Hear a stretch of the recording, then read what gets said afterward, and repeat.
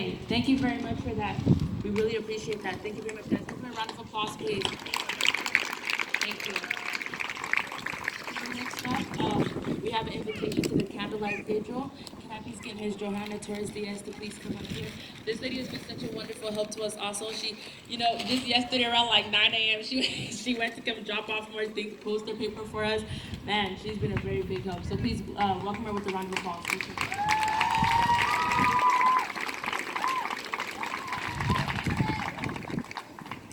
Hello, my name is Johanna Torres, and a couple of my friends around the Central Valley reached out and said, hey, we need to get together at the Central Valley and say, Black Lives Matter.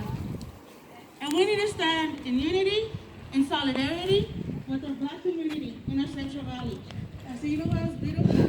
The fact that there's different cities throughout our Central Valley that are organizing candlelight vigils, and they included Madera. I was super proud, and I said I have to do it, even though it was like less than 4 days. So I reached out to our youth and our NAACP local chapter, and we're organizing the candlelight vigil today at 7 o'clock. It's going to be at the Courthouse Park. We are going to be practicing social distancing. We're going to have marks on our park so everybody can stay within the 6 feet that we're supposed to be doing. I just want to reiterate what our youth said a little bit earlier ago. This is only the beginning. Us uniting with something that matters for justice in Madera is only the beginning. We need to get the vote out. We need to get all the youth needs to be registered to vote. As soon as you're 16, you're able to register to vote. Everybody needs to start voting locally. We have a lot of great speakers today that took the courage to stand united with the Black community. Actions speak louder than words. And as a community, we are going to hold everybody accountable because Black Lives Matter, and any injustice, anywhere is an injustice, in one place is injustice everywhere. Madera has been a very beautiful city that's been united, and a lot of it has been because everybody's standing together. When something's going on, we need to get together, we need to organize, we need to vote, we need to make sure that they do what they're saying that they're going to do. And I would like to offer a little bit of time for the NAACP president for the local chapter, who's organizing with our candlelight, Ms. Gloria Brown. Thank you. I would just like to invite each and every one of you to understand one thing. NAACP is the National Association for the Advancement of Colored People. That doesn't say Black people. It says colored. That's everybody. It's for everyone's rights. We have been in Madera County, in Madera, since 1989. We are still active. We are not dead. You're welcome. We would love to have your participation with us. The more voices together, the stronger and what we can get more done in the community. We're in recruitment now. We're branch 1084, 1084. The youth are 17, the youth council 1739. And as you can see, they, along with the BSU students, did a just outstanding job today. I've lived here since 1953. Nothing's ever happened in this community like this since I've been here. So I thank the youth for their initiative, for their coordinates, and going forward. And remember one thing, there is no justice if there is no peace. Thank you.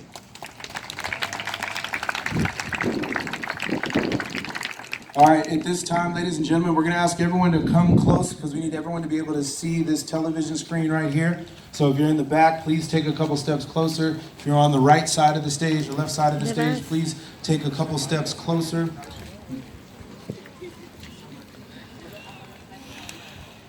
Once again, take a couple steps closer. Ladies and gentlemen, we need to make sure everyone can see this television screen right here. Even if you have to come to the front and sit on the grass or sit here in the front, that's perfectly okay. We're getting ready to get into the lament. This is going to close out our peaceful protest today.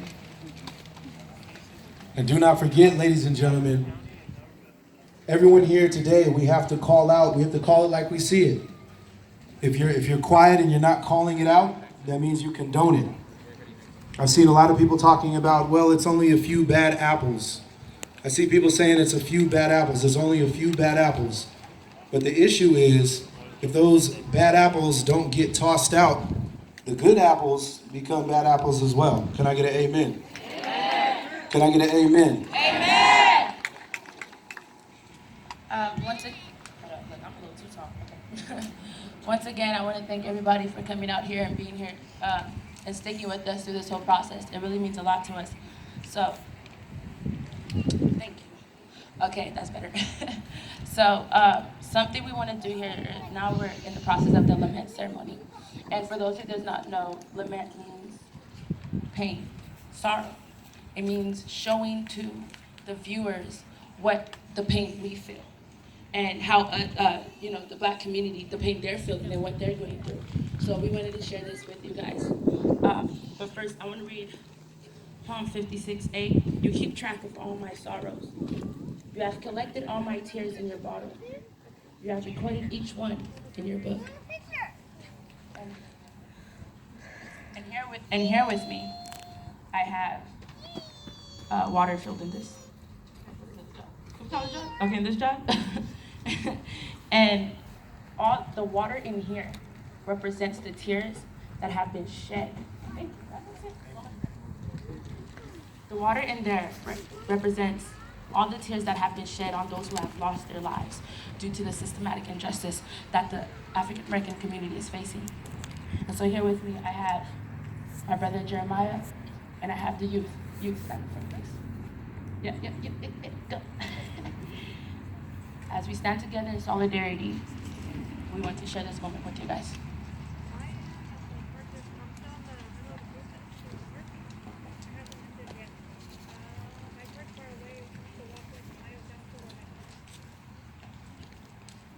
First, we have Amit Till, age 14, Money, Mississippi. Originally from Chicago on August 28, 1955, during a summer vacation trip to visit relatives, Amit was brutally lynched after being accused of offending a white woman with a whistle. Tens of thousands attended his funeral and viewed his open casket, and images of his mutilated body were published in the Black-oriented magazines and newspapers, rallying popular Black support and with sympathy across the U.S.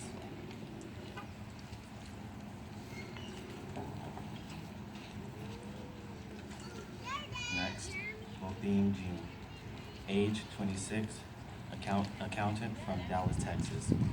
On September 6, 2018, Botham was fatally shot by an off-duty white officer after she entered his apartment by mistake and shot him, believing he was a burglar.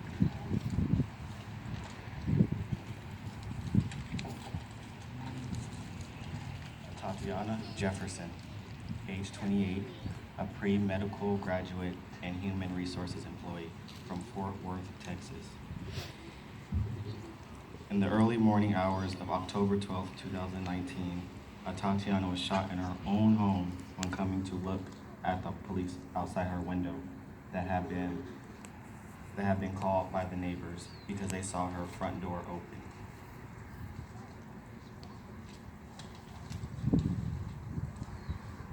Ayanna Stanley Jones, age 7, Detroit, Michigan. On May 16, 2010, Ayani was shot in the head during a raid of the wrong house.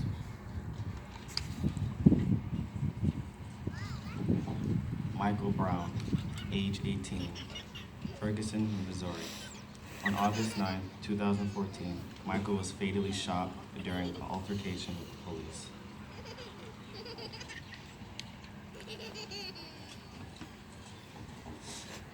Tamir Rice, age 12, Cleveland, Ohio. On November 22, 2014, Tamir was fatally shot while playing cops and robbers in the park with a toy replica gun. Bystanders called the police to report a man that was pointing a gun at people. Tamir was shot on sight, and as soon as officers arrived at the scene.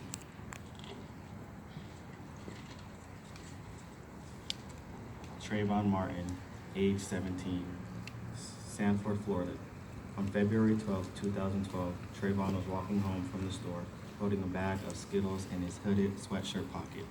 A neighbor watch guard reported him to police as suspicious. Several minutes later, he was shot in the chest and killed by that watch guard during an altercation.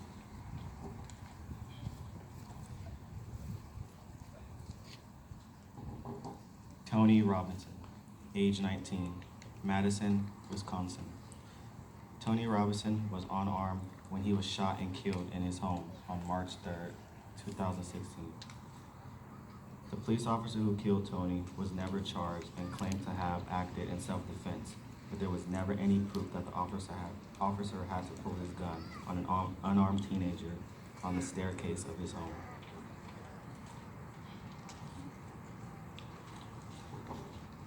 John Crawford III, age 22, Beaver Creek, Ohio. On August 5th, 2014, John was shopping at a local Walmart and picked up an unpackaged BB pellet air rifle inside the store's sporting goods section and continued shopping in the store. Another customer called 911 facility, accusing him of pointing the gun at a customer. One of the arriving police officers shot him twice, once in the arm and once in the chest.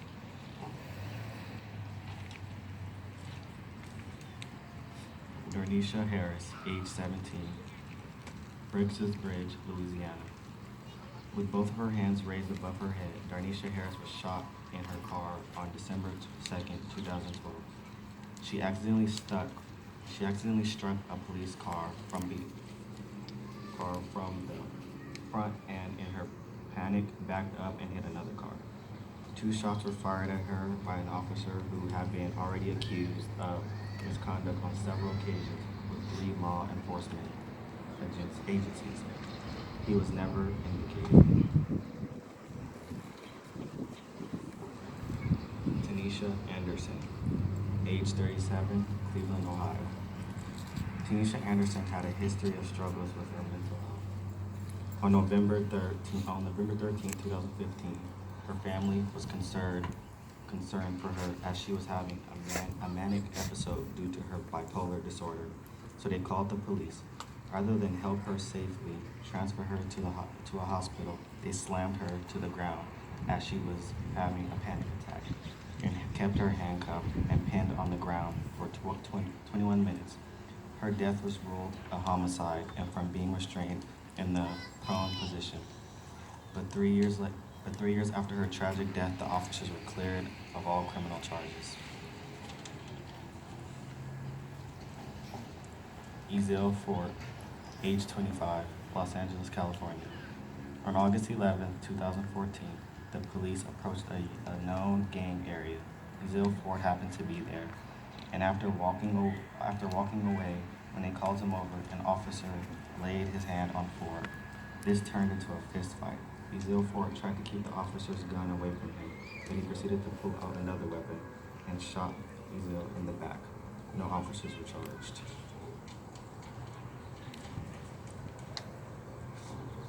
Dominique Clayton, age 32, Oxford, Mississippi. On May 19, 2019, Dominique Clayton was murdered in her own home by an ex-police officer who allegedly had an affair with her. Her killer was charged and indicted, but pled not guilty. After a full year, there has been no charge. Eric Gardner, age 43, Staten Island, New York. On July 17, 2014, Eric died when officers wrestled him to the ground and held him down in a chokehold during his arrest. He repeated the words, "I can't breathe," 11 times while lying face down on the sidewalk. Once he lost consciousness, officers turned him onto his side and waited there for an additional 7 minutes until the ambulance arrived. He was pronounced dead after an hour of arriving to the hospital. Freddie Gray, age 25, Baltimore, Maryland. On April 12, 2015, Freddie was arrested for supposedly carrying a knife, sustained injury during arrest, and fell into a coma during transport to the hospital. 4 days later, he died due to injuries from his spinal cord and to the fact that the police had not followed a due procedure to to secure all suspects during transport, as there have been many other reports of transport-related injuries sustained during police custody in the city.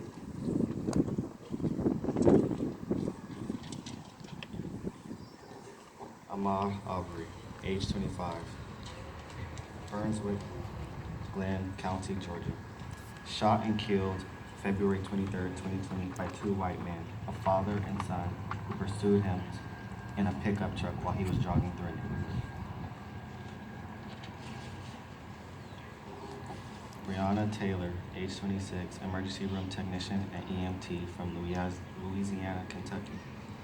She was killed on March 13, 2020 during a no-knock entry. Neurotics raided her on her home around 1 a.m. Both she and her boyfriend were asleep when police knocked in the door. Her boyfriend thought it was an intruder and fired his gun, shooting an officer in the leg. Officers returned fire, shooting approximately 22 rounds, 8 of which hit and killed Breonna in bed.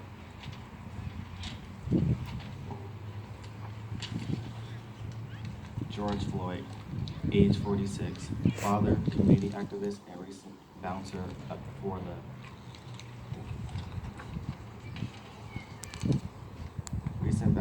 the Conga Latin Bistro restaurant, where he was known as Big Floyd. Minneapolis, Minnesota. Killed on Monday, May 25th, 2020, during his arrest after allegations of his having tried to use a counterfeit $20 bill in a grocery store.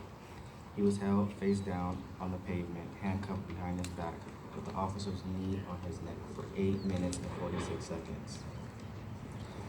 The independent autopsy reports that Mr. Floyd died of